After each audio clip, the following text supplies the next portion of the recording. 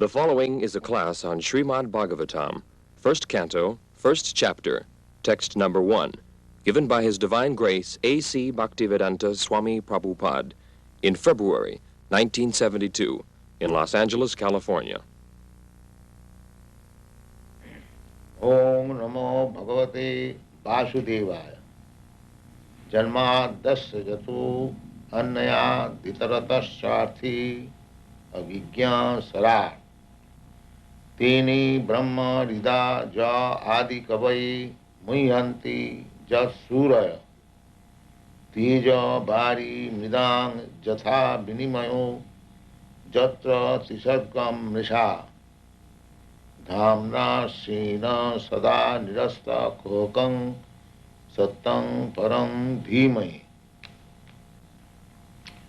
This is a prayer offered by Srila Vasudev before writing Srimad Bhagavatam.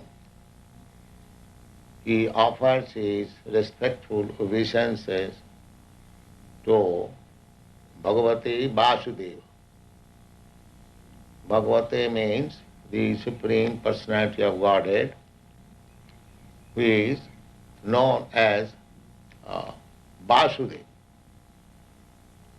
He appeared, Lord Krishna appeared as the son of Vasudeva. Therefore he is called Vasudeva. Another meaning is that he is all-pervading. Everywhere he is present. So Vasudeva, the Supreme Personality of Godhead, the origin of everything. Janmadasya Jataha. Janma means creation.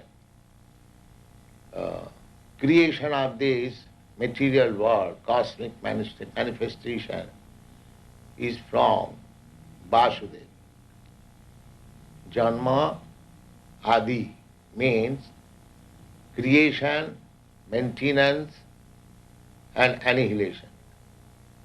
Anything in this material world has three features. It is created at a certain depth.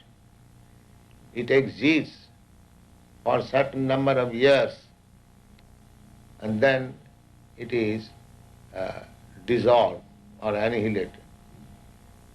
That is called Janmadhyasya, Janma Sthiti law. So everything is taking place from the Supreme Personality of God. The cosmic manifestation is also emanating from him.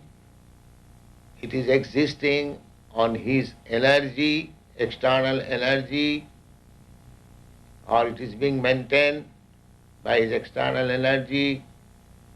And as everything material dissolves ultimately or annihilates, so after annihilation, the power merges into him. The power, the energy is extended from him and maintained by his energy, and again when it is dissolved, it merges into him. This is the way of creation, maintenance and dissolution. Now, the question is that the supreme power, or the supreme source, what is the nature of that supreme source? Is it matter or living force? The Bhagavad says, no, it cannot be matter. From matter, nothing is created automatically. We have no such experience. Unless there is some living force behind the matter, there cannot be anything creation. We have no such experience. Just like anything material, suppose a motor car, it has got all the machine equipped, subtle machines, but still the motor car cannot move automatically. There must be a driver. And the driver is a living force. Therefore, the original source of everything must be a living force. This is the conclusion of Bhagavatam. And what kind of living force? That means he knows everything. Just like an expert motor mechanic, he knows everything. Therefore, he can detect when the motor car stops, he can immediately detect how the motor car has stopped. So he tightens one screw or does something so that it is again in motion. Therefore, in Bhagavad says that the original source of all emanation knows everything. Annayat itaratascha artheshu, directly and indirectly, is so expert. Just like I am the creator of this body. I am a living soul. As I desire, I have created this body by energy, by my energy. According to my desire, I have produced this body. But although I am claiming my body, I do not know how the body is working. That is unknown to me. I cut my hair, but I do not know how the hair grows again. I cut my nails, but I do not know what is the function going on inside, so that even after cutting the nails and hairs, again it grows. Neither I do know I am eating, I know because I am eating something substantial, it is transforming into different types of secretion within my abdomen, and the secretion is distributed. I have known it from some medical practitioner or medical science, but so far I am concerned, I do not know how my foodstuff is transformed into blood, how the blood is transmitted in different parts of my body, and then I get again energy. Actually, I do not know. But the Supreme Personality of Godhead, He knows indirectly and directly both how this material cosmic manifestation is working. He knows everything. How the sun is rising, how the moon is rising, how the oceans are steady. It is not trespassing on the land. Such a big ocean, it can overflood immediately any city or any land within a second. But it is not doing that. So the direction is there.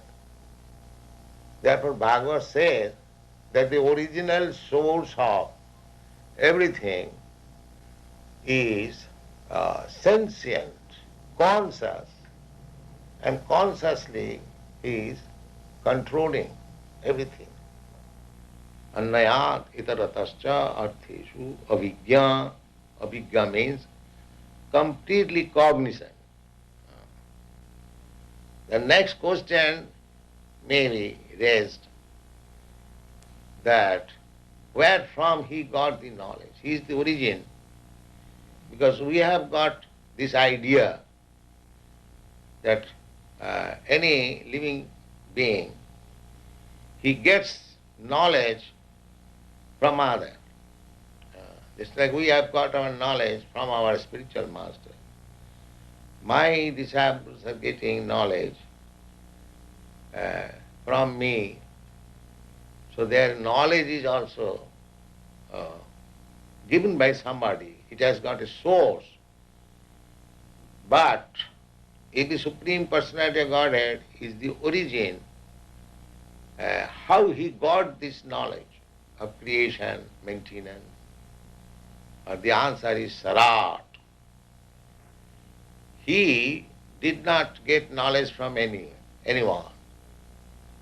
He is self-sufficient himself in knowledge. That is the nature of God. He does not require to get knowledge from anyone superior, because nobody can be superior than God, neither equal to God. Asama urdha. Nobody is equal to him. Nobody is greater than him. Now we have got experience that the first creature, living creature within this universe is Lord Brahma. So he also got knowledge without any help of others, because he is the first living creature. So there was no other living creature. So how he got knowledge? So does it mean this original source is Lord Brahma? People may question. Now Bhagavad says no. He is the original creature of this universe. That's all right. But he is also a created being. Because the cosmic manifestation was created by God, the Supreme, and after this creation, Brahma was created. Therefore, he is a created being after the cosmic manifestation. And because God, or the Supreme Lord, he is the creator, so he is not one of the created beings.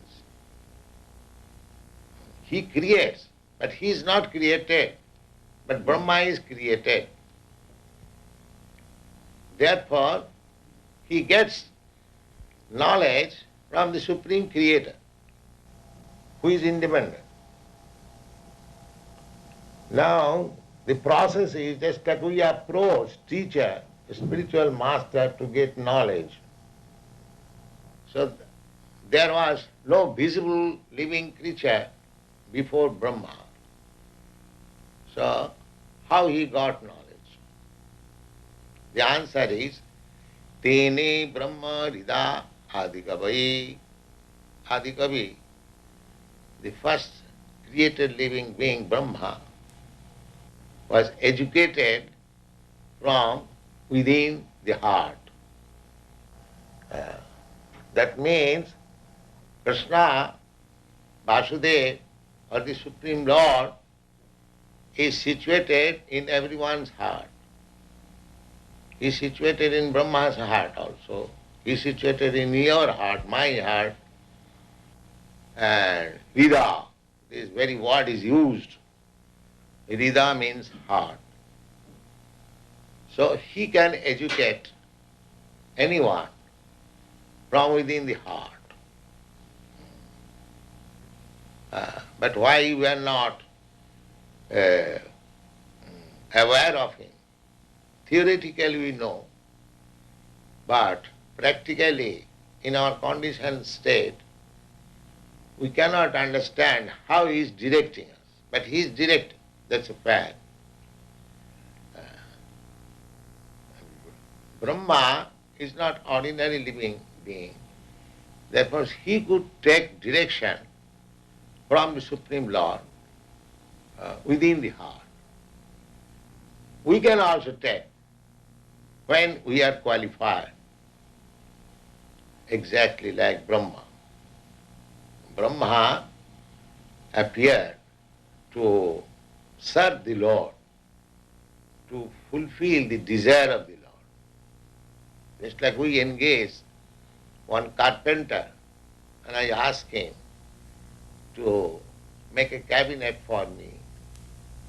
I give him the ingredients, tools, or wages, and he creates a cabinet. Similarly, God created the ingredients and the manufacturer also, and Brahma created this universe. But he is not the original creator. The original creator is Krishna. As such, the original proprietor is also Krishna, because he has created the ingredients.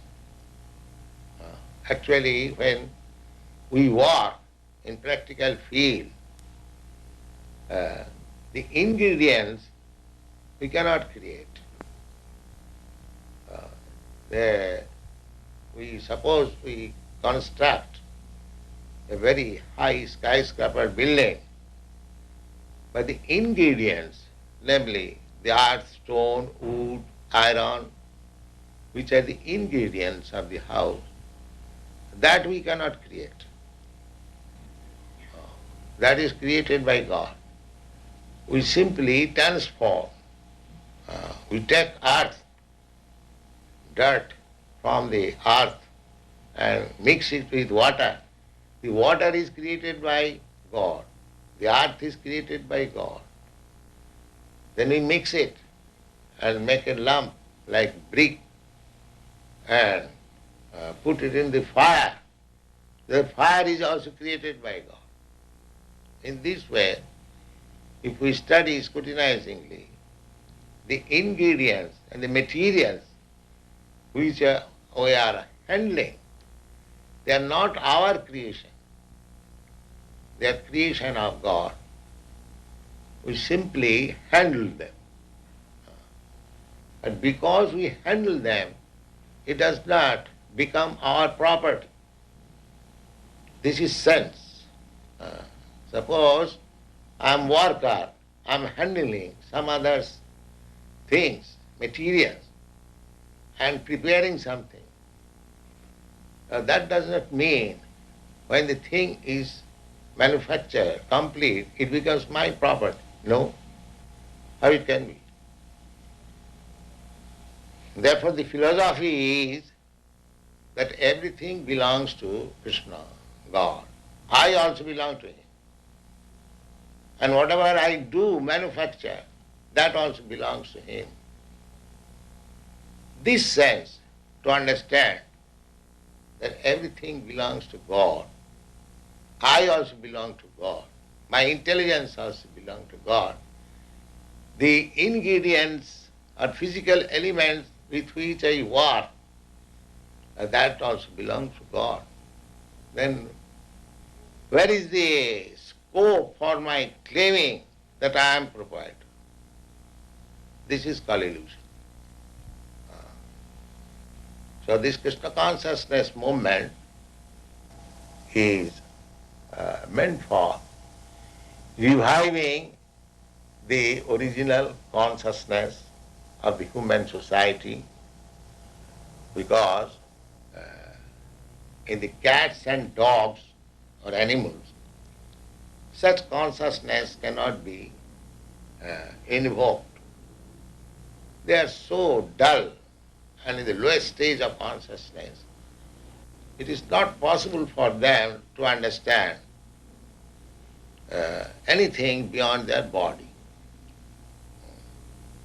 Animal thinks that he is a particular type of body.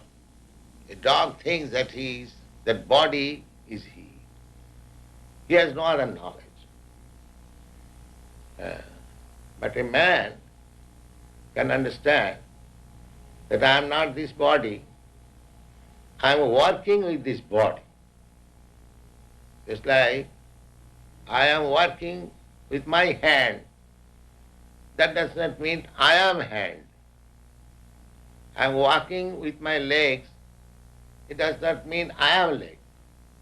I am walking with the help of the hands and legs. Instrumental. Therefore, the instrument is not identified with me. This knowledge can be achieved by a human being. A dog, a cat cannot understand. Therefore, the conclusion is that this knowledge, this is called Gyan. That Gyan means one who knows that I'm not this body. The animals, they have no knowledge that they are not this body. But a man, by cultivation of knowledge, by nice analysis, whether I am this body or not, whether I am this hand, whether I am this leg, whether I am this head, in this way, by analytical study, we can come into the conclusion that I am not this body. And I am changing body. Therefore I am eternal. The body is temporary. So I am giving up one type of body, accepting another type of body. In this way, at the present state, I am conditioned. Now, when the question arises in mind, how I became conditioned, why I am changing this body to another body, why, if I am eternal, that also I can understand, that I have changed so many bodies, but I know I had a childhood body, babyhood body. That body is gone, but I am existing. Therefore the conclusion should be that I am eternal, the body is not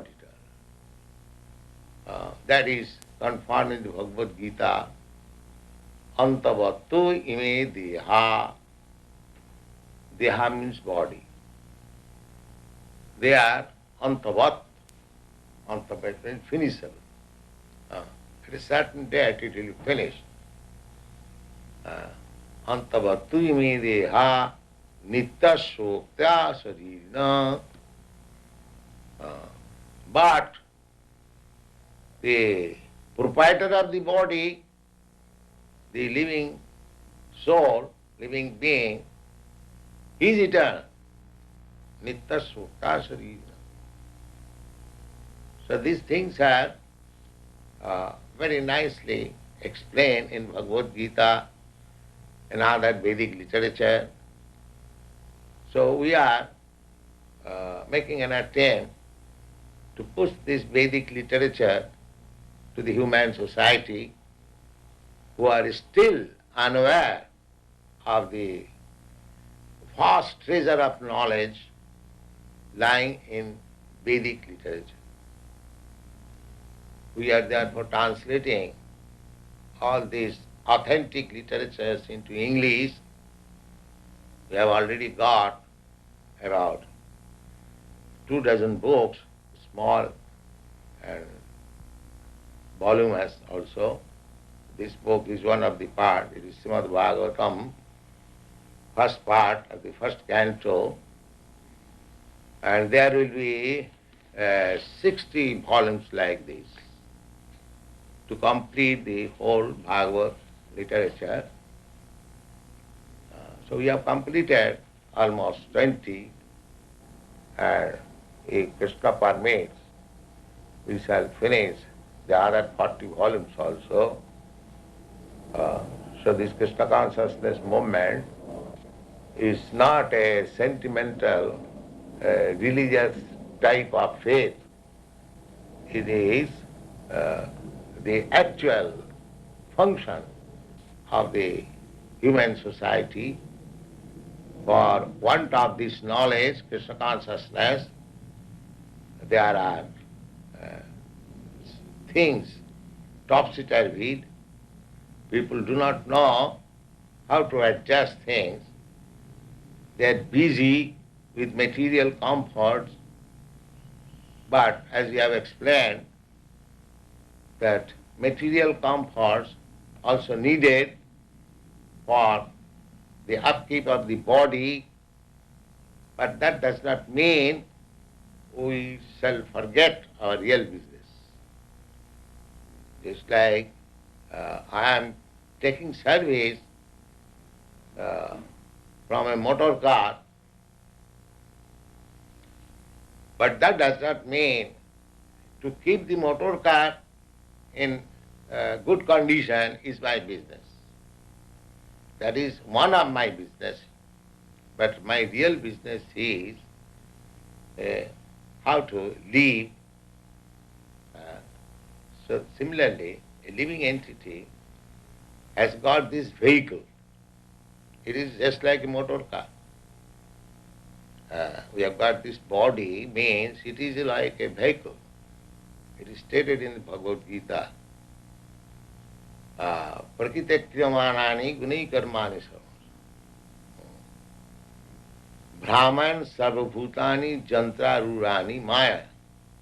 It is said in the Bhagavad Gita, Ishara sarvabhutanam riddesho arjuna tishtati. This body is just like a car. The driver is there, and the proprietor of the car is also there. The proprietor of the car is giving direction to the driver that you go this way, you go that way, and driver is driving. Similarly, this motor car, a body, is occupied by two souls. One is called super soul, superior soul, or the real proprietor. And the another is individual soul. They are sitting together. And the superior soul, or Paramatma, he is giving direction to the driver. You go this way and that way. Jantra rurhani maya. Jantra means a machine vehicle. This body is just like a machine vehicle, like a motor car. So I am sitting there and I am carried by the vehicle under the direction of the super soul. So actually I am helpless. But that does not mean I am helpless, does not mean I have no responsibility. I have got responsibility. I accepted this body under some hallucination that I shall be happy. So in this way, if we study Srimad Bhagavatam, we get real knowledge of our position, and then the mistaken way of our life can be checked, and the human society will be in perfect peace and order. Radha Madhava